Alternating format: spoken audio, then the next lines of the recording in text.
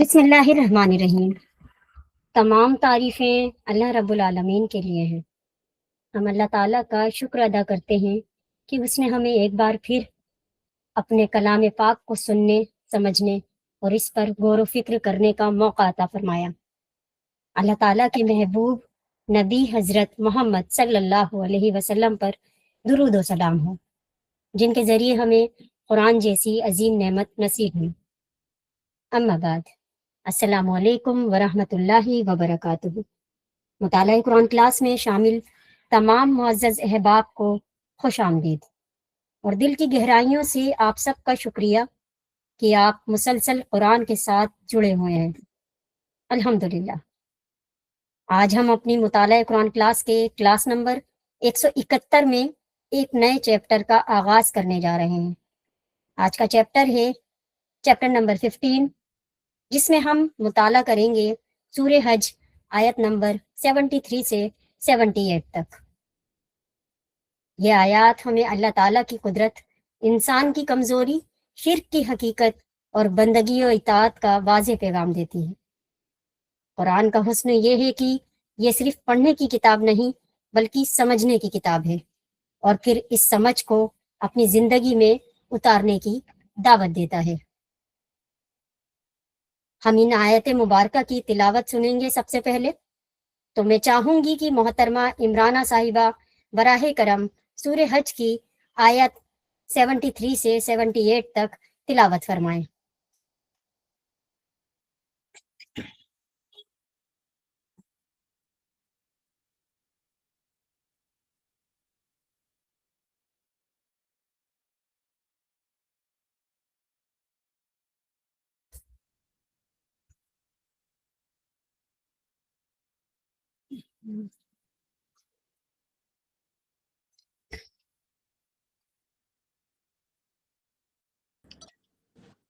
السلام علیکم ورحمۃ اللہ وبرکاتہ۔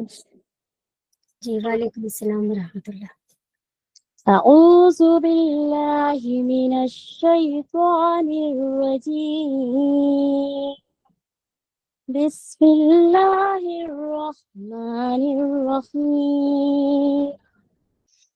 یا ایھا الناس ضرب مثل فاستمعوا له، إن الذين تدعون من دون الله لن يخلقوا ذبابا ولو اجتمعوا له، وإن يسلبهم الذباب شيئا لا يستنقذوه منه، ضعف الطالب والمطلوب، ما قدر الله حق قدره، إن الله لقوي عزيز، الله يصطفي من الملائكة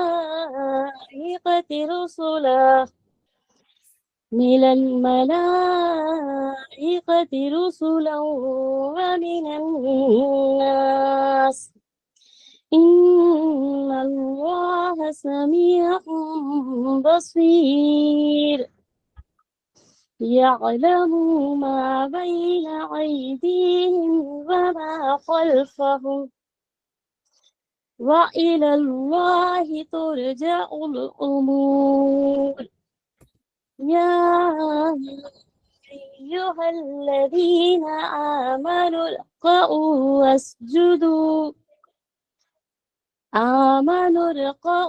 واسجدوا واعبدوا ربكم وافعلوا الخير لعلكم تفلحون،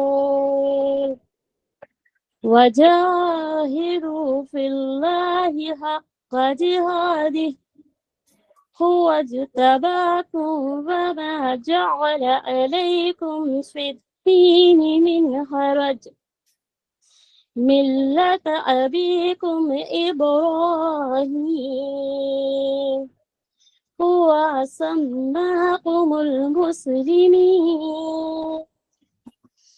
من قبل وفي هذا ليكون الرسول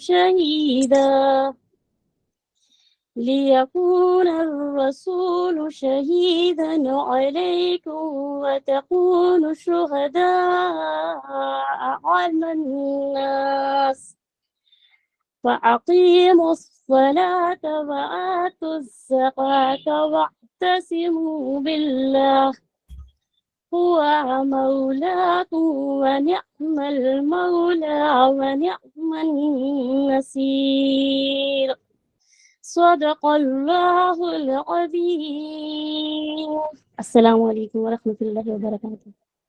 وعلیکم السلام ورحمۃ اللہ وبرکاتہ. جزاکم اللہ خیرہ.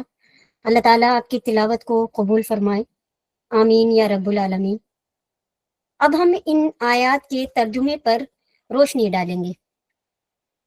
لوگوں، ایک مثال دی جاتی ہے، غور سے سنو. جن معبودوں کو تم خدا کو چھوڑ کر پکارتے ہو، وہ سب مل کر ایک مکھی بھی پیدا کرنا چاہیں تو نہیں کر سکتے، بلکہ اگر مکھی ان سے کوئی چیز چھین لے جائے تو وہ اسے چھڑا بھی نہیں سکتے. مدد چاہنے والے بھی کمزور، اور جن سے مدد چاہی جاتی ہے وہ بھی کمزور. ان لوگوں نے اللہ کی قدر ہی نہ پہچانی جیسا کہ اس کے پہچاننے کا حق ہے. سچ تو یہ ہے کہ قوت اور عزت والا تو اللہ ہی ہے. حقیقت یہ ہے کہ اللہ اپنے حکموں کو بھیجنے کے لیے فرشتوں میں سے بھی پیغام پہنچانے والوں کو چنتا ہے، اور انسانوں میں سے بھی وہ سب کچھ سننے اور دیکھنے والا ہے. جو کچھ ان کے سامنے ہے اسے بھی وہ جانتا ہے، اور جو کچھ ان سے اوجھل ہے اس کو بھی جانتا ہے، اور سارے معاملے اسی کی طرف پلٹتے ہیں. اے لوگو جو ایمان لائے ہو، رکوع اور سجدہ کرو، اپنے رب کی بندگی کرو اور نیک کام کرو، شاید کہ تم کو کامیابی نصیب ہو. اللہ کی راہ میں جہاد کرو جیسا کہ جہاد کرنے کا حق ہے. اس نے تمہیں اپنے کام کے لیے چن لیا ہے، اور دین نے تم پر کوئی تنگی نہیں رکھی. قائم ہو جاؤ اپنے باپ ابراہیم کی ملت پر. اللہ نے پہلے بھی تمہارا نام مسلم رکھا تھا، اور اس قرآن میں بھی تمہارا یہی نام ہے، تاکہ رسول تم پر گواہ ہوں اور تم لوگوں پر گواہ. تو نماز قائم کرو، زکوٰۃ دو اور اللہ سے جڑ جاؤ. وہ ہے تمہارا سرپرست، بہت ہی اچھا ہے وہ سرپرست، اور بہت ہی اچھا ہے وہ مددگار. آج کی کلاس میں آپ سبھی لوگوں سے گزارش ہے کہ دل کو حاضر رکھیں، سوچ کو بیدار رکھیں، اور جہاں کوئی سوال یا نقطہ سمجھ نہ آئے تو وہ ضرور ان باکس میں ٹائپ کریں، کیونکہ قرآن صرف سننے کی کتاب نہیں، یہ سمجھنے اور سنورنے کی کتاب ہے. معزز سامعین، آپ جانتے ہیں کہ جب بھی ہم کوئی نیا چیپٹر شروع کرتے ہیں تو سب سے پہلے اس کے پس منظر پر ضرور نگاہ ڈالتے ہیں. ان آیات کے پس منظر کو سمجھنے کا مقصد یہ ہوتا ہے کہ ہم جان سکیں کہ یہ آیات کس موقع پر نازل ہوئیں، اور اللہ تعالیٰ ہمیں ان کے ذریعے کیا پیغام دینا چاہتے ہیں. پس منظر کو سمجھنا اس لیے بھی ضروری ہے تاکہ یہ آیات ہمارے دل اور سوچ پر زیادہ گہرا اثر ڈال سکے. تو آئیے ان آیات کا پس منظر ہم بھائی مواحد کے ذریعے سماعت کرتے ہیں. السلام علیکم. وعلیکم السلام ورحمۃ اللہ. الحمد للہ رب العالمین والصلاۃ والسلام علی رسول الامین حسبنا اللہ ونعم الوکیل. رب اشرح لی صدری ویسر لی امری واحلل عقدۃ من لسانی یفقہوا قولی. سورہ حج آج ہمارا اس کا آغاز ہوا ہے، اور ہمارے جو سلیبس میں آیتیں ہیں وہ 73 سے 78 تک ہیں، اور سورہ حج میں ٹوٹل آیتیں 78 ہی ہیں، اور ہم نے اس کے آخری رکوع کو منتخب کیا ہے. اس کی ایک خاص وجہ ہے، انشاءاللہ وہ بھی میں آپ کے سامنے اس وجہ کو واضح کروں گا. اور اب چلتے ہیں سورہ حج کے انٹروڈکشن کی طرف. جیسے کہ آپ کو پتہ ہے اس کا نام ہے حج، سورہ حج. اس کا نام اسی سورہ کی آیت نمبر 27 میں اللہ تعالیٰ نے حج کا ذکر کیا ہے، اور اس کا ترجمہ یہ ہے کہ اور لوگوں کو حج کے لیے عام اجازت دے دو. یہاں سے اس کا نام سورہ حج کا لیا گیا ہے، اور اس کا نام بھی علامتی طور پر ہے، جیسا کہ قرآن میں دوسری سورہ کے نام ہے کہ وہ صرف علامتی طور پہ. ایسا نہیں ہے کہ اس سورہ میں پوری سورہ میں حج کے بارے میں ہی بتایا جائے گا، اور کہ جیسے کہ سورہ بقرہ کا مطلب ہوتا ہے گائے عربک میں. تو اس کا مطلب یہ نہیں ہے کہ پوری سورہ میں، سورہ بقرہ میں وہ گائے کا ہی تذکرہ چلتا ہے، کوئی چیپٹر ہے جیسے کہ ہم نارمل کتابوں میں دیکھتے ہیں، ایسا قرآن میں نہیں ہے۔ صرف یہ نام ہوتے ہیں علامت کے لیے، نشانی کے لیے، جس سے کہ پہچان ہو سکے یہ سورہ کون سی ہے۔ اسی آیت نمبر 27 سے اس کا نام لیا گیا ہے سورہ حج۔ اب اس کے اترنے کے وہ زمانے پہ یعنی شان نزول پہ اگر ہم بات کریں تو اس میں مفسرین کا اختلاف ہے کہ مکی سورہ ہے یا مدنی سورہ ہے۔ بعض مفسرین نے اس کو مکی سورہ کہا ہے اور بعض مفسرین نے اس کو مدنی سورہ کہا ہے۔ یعنی سورہ حج ایک ایسی سورہ ہے جس میں کہ مفسرین کے بیچ اختلاف ہے کہ یہ سورہ مدنی ہے یا مکی ہے۔ ایسا کیوں ہوا ہے؟ کیونکہ سورہ حج کے جب ہم مضمون کو دیکھتے ہیں، اس پہ جب غور و فکر کرتے ہیں تو اس میں جو علامتیں پائی جاتی ہیں، جو نشانیاں پائی جاتی ہیں، وہ مکی دور کی بھی ہیں اور مدنی دور کی بھی ہیں۔ اس لیے عام مفسرین کو سمجھنے میں اس میں اختلاف ہوا ہے کہ یہ مکی سورہ ہے یا مدنی سورہ ہے۔ لیکن ہمارے نزدیک یہ سورہ حج کے مضمون پہ جب وہ غور و فکر کرتے ہیں تو اس سے ہمیں صاف اندازہ وہ ہو جاتا ہے کہ اس کا جو شروعاتی حصہ ہے وہ مکی دور کا ہے۔ یعنی آیت نمبر 1 سے لے کے 24 تک اس میں مکی دور کی سورہ ہیں۔ مکی دور بھی وہ دور جب اللہ کے رسول صلی اللہ علیہ وسلم ہجرت کے قریب تھے، یعنی بالکل آخری سال۔ تو شروع کی 24 آیتیں جو خطبہ ہیں ان پہ غور و فکر کرتے ہیں تو وہ مکی دور کا لگتا ہے۔ اس کے بعد سے آیت نمبر 25 سے آخر تک یہ مدنی دور کی مدنی دور اس کے اندر ہمیں نظر آتا ہے۔ اس میں کیونکہ ہجرت کرنے کے بعد جو پہلا سال آیا تھا حج کا، اس کے بارے میں یہاں پر مسلمانوں کو ہدایت دی گئی ہے، کیونکہ مسلمانوں کو حج کے ٹائم پہ اپنے گھروں کی یاد آ رہی تھی جو کہ مکہ سے سب کو چھوڑ کر مدینہ آ چکے تھے۔ اس لیے اس سورہ پہ غور و فکر کرنے سے یہ اس کا رزلٹ نکلتا ہے کہ یہ مکی اور مدنی دونوں ہی سورہ ہیں۔ اس میں جو آیتیں پائی جاتی ہیں، آیت نمبر 1 سے لے کے 24 تک وہ مکہ میں نازل ہوئی ہیں، اور اس کے بعد آیت نمبر 25 سے 78 تک یہ مدنی زندگی میں ہجرت کے پہلے ہی سال یہ آیتیں نازل ہوئی ہیں۔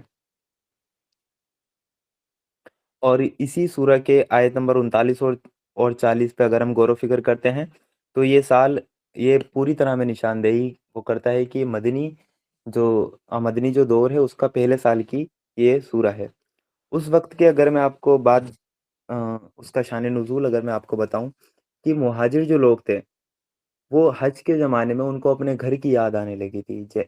جیسے ایک شخص 12 سال تک یا زندگی بھر تک اس نے مکہ میں دیکھا ہے کہ ہر سال حج ہوتا ہے، کہ طواف ہوتا ہے، اور اس کو اللہ تعالیٰ کے دین کی خاطر، اس کی سربلندی کی خاطر وہاں سے ہجرت کرنی پڑے اور وہ مدینہ میں آ جائے، اور جب وہ حج کا ٹائم آتا ہے تو اس ٹائم پہ ہر مسلمان کو وہ دن یاد آ رہے تھے اپنے حج کے دوران والے، مکہ کی ان کو یاد آنے لگی تھی۔ تو اللہ تعالیٰ نے یہاں پر اس لیے ان کو مسلمانوں کو وہ تسلی دی ہے، اور ان پر جو مشرک تھے یعنی مکہ کے مشرک تھے انہوں نے ان کا آنا مکہ میں حرام کر دیا تھا۔ تو یہ بتایا جا رہا ہے، اور اس پر مسلمان یہ بھی چاہتے تھے کہ ہمیں جنگ کی عام اجازت دے دی جائے۔ مکی زندگی میں اللہ کے رسول صلی اللہ علیہ وسلم نے یہی کیا تھا کہ اپنے ہاتھوں کو باندھے رکھو، ابھی رکے رہو۔ ایسا نہیں ہے کہ اسلام کمزور تھا پہلے، حضرت عمر تھے، حضرت علی تھے، حضرت حمزہ تھے، کافی بہادر لوگ پہلے بھی تھے، اور حضرت عمر کبھی جھکنے والے نہیں تھے۔ ابو جہل کا یہ قول تھا کہ جب پہلی مرتبہ مکہ میں جا کے وہ نماز پڑھی تھی باقاعدہ اعلان کے ساتھ، تو 2 شخص تھے، تو جو مکہ کے مشرک تھے، جو کافر تھے، انہوں نے کہا کہ ان کو روکیں ابو جہل نے کہا کہ جس صف میں عمر اور حمزہ کھڑے ہوں اس صف کو ہاتھ ڈالنے کی بھی آپ کو کوشش نہیں کرنا، عمر اور حمزہ۔ تو ایسا نہیں ہے کہ اسلام وہ تھا، لیکن وہ کمزور تھا، لیکن اللہ کے رسول صلی اللہ علیہ وسلم کی پالیسی تھی کہ ابھی اپنے ہاتھوں کو روکے رکھو۔ تم پہ اگر ظلم ہو رہا ہے تو آپ کو جوابی کارروائی نہیں کرنی ہے، کیوں؟ کیونکہ ابھی اسلامک تحریک جو ہے وہ پنپ رہی ہے، ابھی ایک چھوٹا سا ٹکڑا ہے۔ سامنے والے کو اگر آپ نے جوابی کارروائی کی تو سامنے والے کو ایک مورل ان کو ایک اخلاقی وہ جواز مل جائے گا کہ ہم اس تحریک کو کچل دیں۔ یعنی ابھی یہ تحریک اسٹرانگ نہیں ہوئی ہے، اس سے پہلے ہی اگر یہ اسٹیپ لے لیا جائے تو ہماری تحریک اوپر اٹھنے سے پہلے ہی اس کا کام وہ تمام ہو جائے گا۔ اس لیے اللہ کے رسول صلی اللہ علیہ وسلم کی پالیسی رہی پوری مکی زندگی میں کہ اپنے ہاتھوں کو روکے رکھو۔ تو مدینہ میں آ کے جب مہاجر جو لوگ تھے جو مکہ سے آئے تھے، انہیں جب اپنے گھر کی یاد آنے لگی تو انہوں نے پھر یہی کہا کہ اللہ کی طرف سے ہمیں جنگ کی عام اجازت وہ کب آئے گی. تو اس سورہ میں مسلمانوں کو پہلی مرتبہ سورہ حج میں ہی کہ جنگ کی اجازت دے دی گئی ہے کہ اب آپ بھی اپنے ہاتھ کو اپنے دفاع کے لیے اٹھا سکتے ہیں، ظلم کا جواب آپ بھی دے سکتے ہیں. تو اس سورہ میں جنگ کی پہلی اجازت ہمیں ملتی ہے. پھر اس کے بعد ہم سورہ بقرہ دیکھتے ہیں تو آیت نمبر 190 میں ہمیں پھر اس کو کی جنگ کی اجازت ہمیں پھر اور دی گئی ہے جگہ جگہ. اور کعبہ کے تعلق سے یہ بات اس سورہ میں بتائی گئی ہے کہ وہ جو کہ مسجد حرام ہے، یعنی جو کہ کعبہ ہے، یہ اللہ تعالیٰ کا گھر ہے اور یہ بناتا نخالص توحید کی بنیاد پہ. ابراہیم علیہ السلام نے کہ جب اس کی نیب رکھی تھی، اس کی بنیاد رکھی تھی، تو اس کو مرکز بنایا تھا توحید کا کہ یہاں صرف اللہ تعالیٰ کی عبادت ہوگی. اور ان مشرکوں نے 360 بت لا کر اس میں رکھ دیے تھے. اس چیز کی وہاں پر واضح طور پہ بتایا گیا. اور اب وہی مشرک ہیں جو کہ مسلمانوں کا آنے کا راستہ وہاں سے اس گھر سے وہ روک رہے ہیں. تو اس لیے مسلمانوں کو جنگ کی عام اجازت دے دی گئی ہے تاکہ اب وہ بت پرستی کا خاتمہ کریں اور ایک اللہ تعالیٰ کی عبادت اس گھر میں پھر سے قائم کریں جو کہ ابراہیم علیہ السلام چھوڑ کر گئے تھے. اس سورہ میں اگر ہم دیکھیں کہ موضوع اور بحثیں کیا کیا ہیں، یعنی اس سورہ کے سبجیکٹ یعنی کن کن موضوعات پہ اس سورہ میں بات ہوئی ہے، تو 3 طرح کے لوگوں سے یہ سورہ مخاطب کرتی ہے. پہلی طرح کے لوگ کون ہیں؟ جو مکہ کے مشرک ہیں، ان سے یہ سورہ مخاطب ہے، ان کو یہ سورہ بتاتی ہے ان کی غلطیاں کیا ہیں، ان کے عقائد کیا ہیں. دوسری طرح کے جو لوگ ہیں وہ ہیں شک میں پڑے ہوئے مسلمان، شک اور شبہات میں پڑے ہوئے مسلمان. تیسری طرح کے جو لوگ ہیں وہ ہیں پیور ایمان والے، ان سے یہ سورہ مخاطب یہ کرتی ہے. سب سے پہلے مکہ کے مشرکوں سے بات کا آغاز ہوتا ہے. ان کو پوری طرح انہیں اللہ تعالیٰ کی توحید کی دعوت دی گئی ہے اس سورہ میں کہ وہ اپنا بت پرستی چھوڑ دیں اور ایک اللہ تعالیٰ کی عبادت وہ کرنے لگیں. یہ اس سورہ میں مرکزی مضمون اس کا سٹارٹنگ میں آیا ہے. اور ان کو ڈرایا بھی گیا ہے اگر تم نبی کی مخالفت کرتے ہو تو جیسے پہلے قومیں وہ تباہ ہوئی ہیں ایسے تم بھی تباہ ہو جاؤ گے. اور اس ڈرانے کے انداز میں اللہ تعالیٰ نے سمجھانے بجھانے کا انداز بھی مکہ کے مشرکوں کے لیے رکھا ہے. اور یہاں پر بڑی ہی زوردار طریقے سے مکہ کے مشرکوں کو دعوت دی گئی ہے اللہ تعالیٰ کی توحید کی، کیونکہ یہ آخری سال تھا مکہ میں. اس کے بعد ہجرت، مطلب اللہ تعالیٰ کے پلان میں ہجرت تھی. اور اس کے بعد مدینہ میں ایک الگ ہی گروہ سے واسطہ پڑھنے والا تھا مسلمانوں کا، جو تھے یہودی، یعنی اہل کتاب سے ان کا واسطہ پڑھنے والا تھا. اور مکہ کے مشرکوں کو اس لیے آخری بار اس سورہ میں بڑی ہی زوردار طریقے سے ان کو ڈرایا بھی گیا، سمجھایا بجھایا بھی گیا کہ آپ اللہ تعالیٰ کی توحید کو قائم کریں، آپ اللہ تعالیٰ کی توحید پر بت پرستی نہ کریں. اور دوسری جو رخ ہے اس سورہ کا وہ ہے شک میں پڑے ہوئے مسلمان. ان کو بڑے ہی زور سے اللہ تعالیٰ کی بندگی اللہ تعالیٰ کی بندگی قبول کر کے جب یہ دائرہ اسلام میں آ گئے ہیں تو ان کو سمجھایا گیا ہے کہ تمہارا ایمان کیسا ہے. جب بھی تم پر مصیبتیں آتی ہیں تم پیچھے ہٹ جاتے ہو، یعنی جب تم پر مصیبتیں آئیں، آزمائش آئیں اللہ تعالیٰ کی طرف سے تو تمہارا اللہ اللہ نہ رہا. تو یہ ان کو سمجھایا گیا ہے کہ مصیبتوں کا ڈٹ کر سامنا کریں. تو شک اور شبہات میں پڑے ہوئے مسلمان تھے، ان کو یہ سمجھایا گیا ہے. اور ایمان والوں کو یہ سورہ مخاطب کرتی ہے. اور ایمان والوں میں بھی کہ 2 طرح سے یہ سورہ مخاطب کرتی ہے. ایک ہے عام عرب کے لوگ جو تھے ان کو یہ سورہ خطاب کرتی ہے، عام عرب کے لوگ جو ابھی دائرہ اسلام میں نہیں آئے تھے. اور پھر دوسری طریقے سے جو ایمان والوں کو اس سورہ نے مخاطب کیا ہے. جو پہلا خطاب ہے اس میں مکہ کے مشرکوں کو بہت زوردار طریقے سے اس سورہ میں دعوت دی گئی تھی جیسا کہ میں نے اوپر بتایا. اور ان کو بتایا گیا ہے کہ آپ جو مسجد حرام کا راستہ یہ روک رہے ہیں مسلمانوں کے لیے، تو اس سے اللہ کے رسول صلی اللہ علیہ وسلم نے ایک پالیسی اختیار کی کہ جس سے کہ مکہ کے جو قریش کے لوگ تھے، جو مکہ کے لوگ تھے، جو کہ وہاں کے مطلب باشندے تھے، ایک یہ ایفیکٹ پورے عرب میں گیا کہ آج یہ مسلمانوں کے لیے راستہ بند کر رہے ہیں تو ہر قبیلے کی نگاہ میں ایک یہ ایفیکٹ گیا ہے کہ کل کو ہو سکتا ہے کہ ہمارا راستہ بھی مکہ میں بند کر دیں. ایسے تو یہ مونوپولی قائم کر دیں گے، ایسے تو یہ اپنی حکومت مطلب کی جو مکہ کے قریش ہیں وہ جمانے لگیں گے۔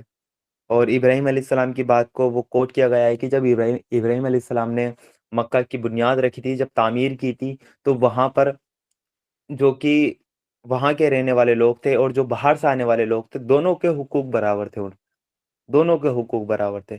ابراہیم علیہ السلام نے جب حج کا یہاں پر وہ خطاب کیا، اور مکہ کے باشندے یہ کر رہے تھے کہ مسلمانوں کو انہوں نے حج سے روک دیا تھا، تو اس سے پورے عرب میں ایک تاثر یہ گیا ہے، ہر کسی نے اس بات کو جانا ہے کہ ایسے تو یہ مکہ کے جو لوگ ہیں، ان کی کل کو ہمارے قبیلے سے لڑائی ہو گئی تو ہمارا راستہ بند کر دیں گے۔ تو یہ کہیں نہ کہیں اللہ کے رسول صلی اللہ علیہ وسلم اس پالیسی میں کامیاب ہوئے ہیں کہ مکہ والوں کو، جو عرب کے لوگ تھے، ان کو یہ سمجھانے میں۔ تو پہلا خطاب عرب والوں سے اس لیے اس سورہ میں کیا گیا ہے کہ تمام عرب والے اس بات کو مطلب کہ دھیان سے سنیں کہ یہ اصل میں ہو کیا رہا ہے۔ اس کے بعد ایمان والوں کو خطاب کیا گیا ہے کہ آپ کو ظلم کا آپ جواب دے سکتے ہیں، آپ کو جنگ کی عام اجازت ہے، اور جب تمہارے پاس اقتدار آ جائے، جب تمہارے پاس حکومت آ جائے تو تمہیں کیا پالیسی اختیار کرنی ہے، وہ اس سورہ میں آیت نمبر 37 میں اللہ تعالیٰ نے بتایا ہے کہ جب ہم ایمان والوں کو اقتدار دیتے ہیں تو وہ کیا کرتے ہیں، نماز قائم کرتے ہیں، زکوٰۃ دیتے ہیں، اور برائیوں سے روکتے ہیں، اور نیکی کی دعوت دیتے ہیں، اور نیکی کا حکم دیتے ہیں، یہ کام وہ کرتے ہیں، اور ایک اللہ تعالیٰ پر وہ ایمان رکھتے ہیں۔ تو یہ بتایا گیا ہے کہ جب ایمان والوں کو اقتدار ملے گا تو ان کی کیا پالیسی ہوگی، اور لاسٹ میں اس سورہ میں باقاعدہ ایمان والوں کے گروہ کا کہ نام اناؤنس کیا گیا ہے کہ تمہارا نام پہلے بھی مسلم تھا، ابراہیم علیہ السلام کا نام بھی مسلم تھا، اور تمہارا نام بھی اللہ تعالیٰ اس قرآن میں مسلم رکھتا ہے۔ یہ آیت نمبر 78 میں اللہ تعالیٰ نے یہاں پر مخاطب کیا گیا ہے، اور یہ بتایا گیا ہے کہ اصل جو جانشین ہو ابراہیم علیہ السلام کے، وہ تم ہو، وہ ایمان والے ہیں، وہ عرب کے مشرک نہیں ہیں۔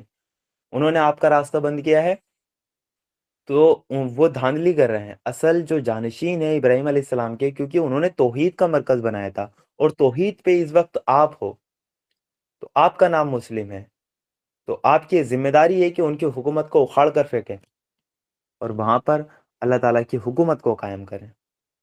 اور تمہارا نام اللہ تعالیٰ نے اس قرآن میں مسلم رکھا ہے، اور تمہیں کیا کرنا ہے، وہ ہدایت اللہ تعالیٰ نے دی ہے کہ نماز قائم کرنی ہے، زکوٰۃ دینی ہے، خیرات دینی ہے اللہ تعالیٰ کی راہ میں، اور زندگی کا ایک بہترین سوسائٹی قائم کر کے تمہیں دکھانی ہے، اللہ تعالیٰ کی حکومت تمہیں یہاں قائم کر کے وہ قائم کر کے پورے عرب میں دکھانی ہے۔ یہ ایمان والوں کو بتایا گیا ہے۔ اب جو ہمارے سلیبس میں آیتیں ہیں اس پر ہم آتے ہیں، وہ ہیں 73 سے 78، یعنی 6 آیتیں ہم نے سلیکٹ کی ہیں سورہ حج کی۔ پوری سورہ حج کا مطالعہ ہم نہیں کریں گے، صرف آخری حصے کا مطالعہ کریں گے۔ اور آخری حصے کو ہم نے منتخب کیوں کیا ہے، اس میں ایسی کیا مطلب کہ وہ خاصیت ہے کہ ہم نے آخری حصے کو منتخب کیا ہے۔ لیکن جو ہمارا سلیبس ہے اس پہ آپ غور و فکر کریں گے تو وہ سورہ والعصر کی بنیاد پہ ہے۔ سورہ والعصر میں اللہ تعالیٰ نے وہ قسم کھا کر صرف ایک بات کہی، وہ قسم کھا کر کہ تمام انسان وہ گھاٹے میں، خسارے میں، اور آیت نمبر 3 میں اس میں بتا دیا گیا ہے سوائے ان کے کہ وہ 4 کیٹیگری بتائی تھی، جو ایمان لائیں، نیک اعمال کریں، حق کی تلقین کریں، اور پھر صبر کی تلقین کریں۔ تو ہمارا جو سلیبس ہے نا، انہی چار چیزوں پہ مطلب ڈیزائن ہے۔ پورے قرآن کی سمری یہ 4 چیزیں ہیں: ایمان، نیک اعمال، حق کی دعوت، اور صبر کی تلقین۔ پورے قرآن میں آپ کو یہی 4 چیزیں ملیں گی۔ تو یہ جو سلیبس ہم اس کلاس میں کر رہے ہیں کہ اس سلیبس میں یہی 4 چیزیں ہیں۔ ہم نے جو اسٹارٹنگ میں دیکھا، سورہ والعصر ہم نے پڑھی، پھر آیت البر پڑھی، سورہ لقمان پڑھی، سورہ حمیم السجدہ پڑھی، اس میں ہمیں یہی پیٹرن ملا ہر چیز میں۔ نیکی کی آیت ہم نے پڑھی، اس کے بعد ہم نے سب سے پہلے جو سورہ کور کی ہیں وہ اس میں ہم نے ایمانیات پہ کام کیا ہے، ایمان کو اسٹرونگ کیا ہے، کیونکہ نجات سے بچنے کے لیے 4 چیزیں سورہ والعصر میں بتائی گئی ہیں۔ سورہ والعصر ہمارے سلیبس کی بنیاد ہے، اور قرآن کی بھی بنیاد ہے، قرآن کی سمری آپ اس کو سورہ والعصر کو کہہ سکتے ہیں۔ تو ایمانیات میں ہم نے سورہ فاتحہ پڑھی، جس سے بندے کا ایمان مضبوط ہوتا ہے۔ سورہ آل عمران میں ہم نے دیکھا کہ ایمان کیسے ڈیولپ ہوتا ہے، کہ زمین اور آسمان کی تخلیق پہ غور و فکر کرنے سے ایمان ڈیولپ ہوتا ہے۔ سورہ نور ہم نے اس میں پڑھی، سورہ تغابن پڑھی، سورہ قیامہ پڑھی۔ یہ تھی ایمانیات پہ ہماری جو سلیبس تھا۔ اس کے بعد جو ہمارا حصہ آتا ہے وہ ہے نیک اعمال، یعنی اعمال صالح۔ تو اس میں ہم نے کیا کیا سورہ کور کری، سورہ مومنون ہم نے کور کری، جس میں مومنوں کی صفات بتائی گئی ہے، یعنی انڈیویزول طور پہ مومن کے اندر یہ صفات ہونی چاہیے۔ اس کے بعد سورہ فرقان ہم نے کور کری، سورہ فرقان میں مومنوں کی صفات کو اور مزید آگے بڑھایا گیا ہے۔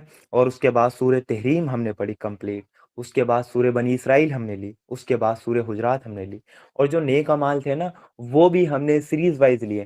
سب سے پہلے بندہ خود پہ کام کرے، سورہ مومنون میں وہ صفات تھی کہ جو انڈیویزول وہ طور پہ بندہ اپنے اوپر لگائے، کہ نماز قائم کرے، نماز میں خشوع و وضو کرے، اپنی شرمگاہ کی حفاظت کرے، امانت میں خیانت نہ کرے، وعدہ خلافی نہ کرے، یعنی یہ چیزیں ایسی تھی انڈیویزول طور پہ اپنے اوپر اپلائی کرنے والی۔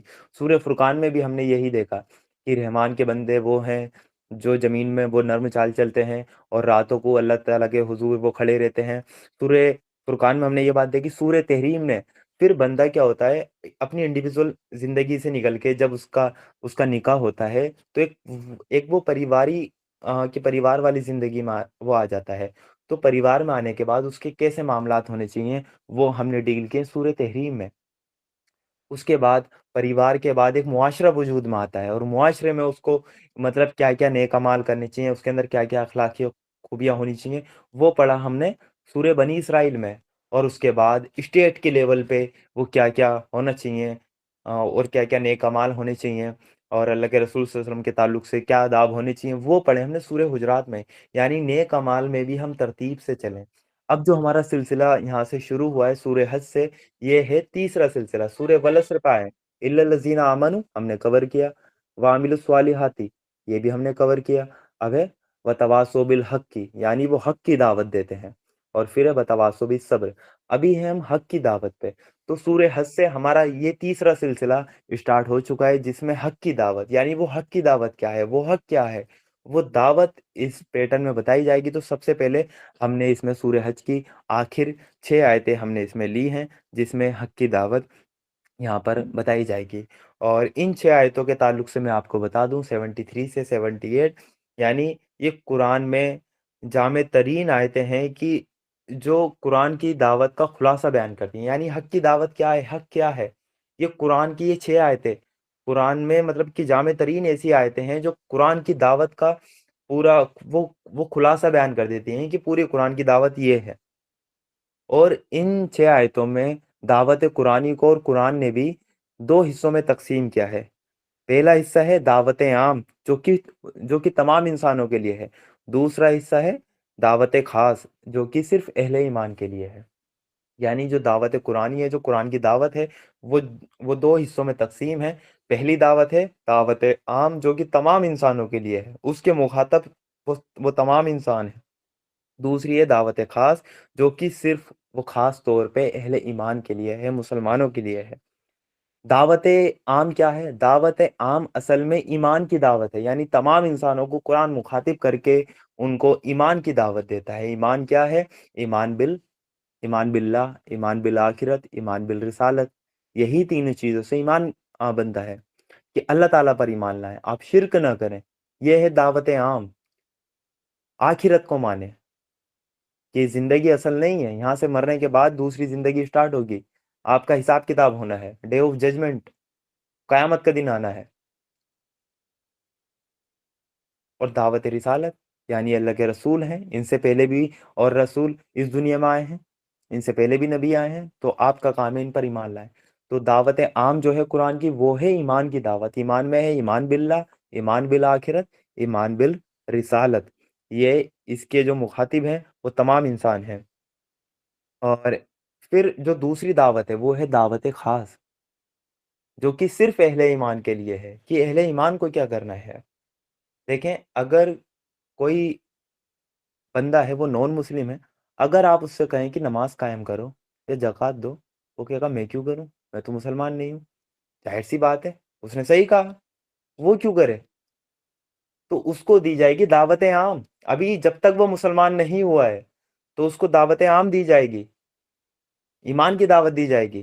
اور جب وہ ایمان میں داخل ہو جائے گا، جب وہ ایمان والا بن جائے گا، تو پھر اس کو عمل بتائے جائیں گے، احکام بتائے جائیں گے کہ نماز قائم کریں، زکوٰۃ دیں، اللہ تعالیٰ کی راہ میں جد و جہد کریں، یہ چیزیں بتائی جائیں گی۔ تو قرآن کی دعوت کے 2 پہلو ہیں، یہ ہمیں یاد رکھنا ہے ہمیشہ، دعوت عام اور دعوت خاص۔ اور جیسے کہ میں نے بتایا کہ پہلے دعوت عام ہوگی، اس کے بعد اگر وہ ایمان لے کر آتے ہیں تو ان کو دعوت خاص، پھر بعد میں بتائی جائے گی۔ اور اس رکوع میں سیم یہی پیٹرن اپنایا گیا ہے جو ہم نے منتخب کیا ہے۔ یہ آخری رکوع ہے سورہ حج کا 73 سے 78 تک۔ اس میں 6 آیتیں ہیں۔ شروع کی 4 آیتوں میں اللہ تعالیٰ نے دعوت عام دی ہے، یعنی شروع کی 4 آیتوں میں دیکھیں گے آپ، یا ایھا الذین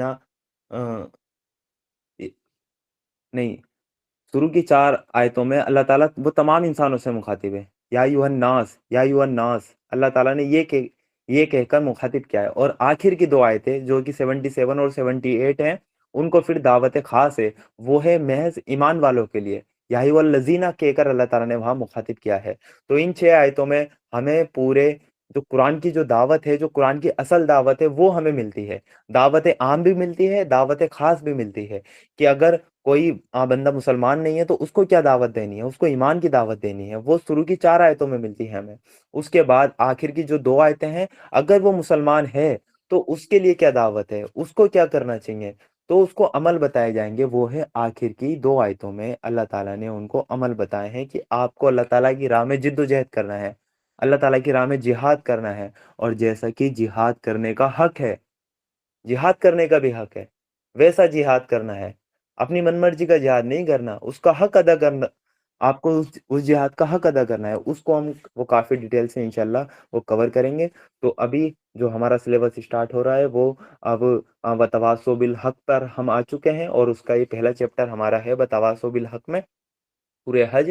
اور اس میں جو 6 آیتیں منتخب ہیں، اس میں شروع کی 4 آیتیں یا ایھا الناس سے مخاطب ہیں، یعنی تمام انسانوں سے، اس میں دعوت عام ہے، اور آخر کی 2 آیتیں مسلمانوں سے مخاطب ہیں، اس میں وہ احکام ہیں، وہ اللہ تعالیٰ نے بتائے ہیں کہ آپ کے لیے کیا دعوت ہے۔ یعنی مسلمان ہونے کے بعد ایسا نہیں ہے کہ اللہ اللہ خیر صلی اللہ، علامہ اقبال نے یوں ہی نہیں کہہ دیا، یہ شہادت گائے الفت میں قدم رکھنا، اور لوگ آسان سمجھتے ہیں مسلمان ہونا، تو مسلمان ہونا کوئی آسان نہیں ہے۔ انشاءاللہ ہم اس سورہ میں ہم سمجھیں گے کہ مسلمان ہونے کے بعد ہم پہ کیا کیا ذمہ داریاں آتی ہیں، ہمیں کیا کیا اللہ تعالیٰ نے احکام دیے ہیں، ہمارے لیے کیا خاص دعوت ہے۔ اگر اس دعوت کو ہم نہ کریں تو آخرت میں ہماری بھی پکڑ ہوگی۔